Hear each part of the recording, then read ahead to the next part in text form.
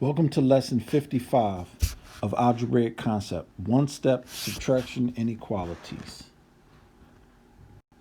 Okay, here's our objective, our vocabulary, and you can always pause through the vocabulary and read it over. I intend for you to do that.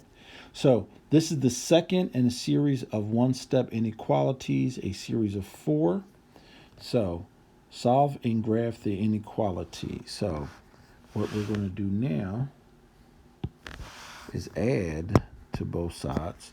So we solve inequalities in the same way we solve equations, with the only difference being the solution of an inequality is a range of numbers.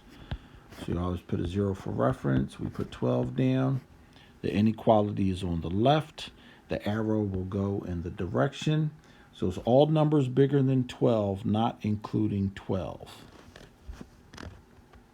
And this is the solution. This is the graph of the solution. So M includes the set that is all numbers. So if you watched the set builder video, which I believe was the third or fourth video in this series, so M, the set of M where M is bigger than 12. So the set includes all the number that can be substituted for M that's bigger than 12. Okay, so let's look at this. So we're going to add 11.5 to both sides. We're going to add 11.5 to both sides. Same signs add, different signs subtract. So we get 5.2. Take the sign of the larger number is bigger than t. So we're going to flip everything around. T is less than or equal to 5.2. And everything stayed the same. It's just that we put the t on the right. You don't have to do this, but I suggest that you do it so you don't have to think. So we put a 0 for reference, 5.2 on the number line, close the circle. It includes 5.2 and all numbers smaller than 5.2. If your letter is on the left, your inequality will match the arrow. And whether it's underlined or not will determine whether your circle is open or closed. So this includes 5.2, and all numbers smaller than 5.2 will solve this inequality. All numbers are in a solution set.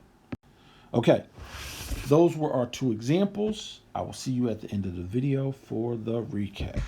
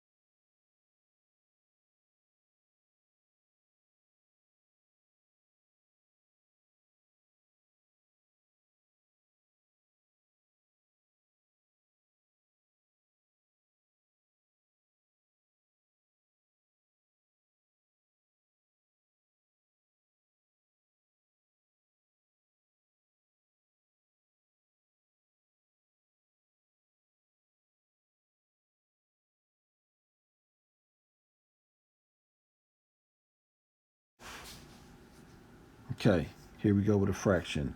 So let's turn this one into a decimal because I know it repeats. And how do I know that it repeats? Because I work with enough decimals. So we're going to add 2.25 to both sides. And then x is less than 22.75. And we just go ahead and graph it. Put a 0 in for reference. 22.75 smaller than, not including 22.75. 3k minus 2k becomes 1k minus 1 less than 3. Add 1 to both sides. K is less than or equal to 4. Put a 0, put a 4, includes 4, and all numbers less than 4. So those were our 2 examples. I hope you had success on the problems. If not, please go back, check your work, look at what you did. I discussed in an earlier video when solving equations that you should probably, write the problems down on a piece of paper and then, look over what you did and then wait to the end of the video and see if you got it right. And if you got it wrong, look at your mistakes and what you did wrong, because that is how you teach yourself math, is by looking at your mistakes and not doing what your mistake was, or fixing the error in that you made if you made a mistake. But if you're picking this up, that's great. Congratulations, and keep working. We will eventually get to something that may challenge or throw a monkey wrench into your thinking. So thanks for watching. Subscribe if you like what you see, and I will see you on the next video.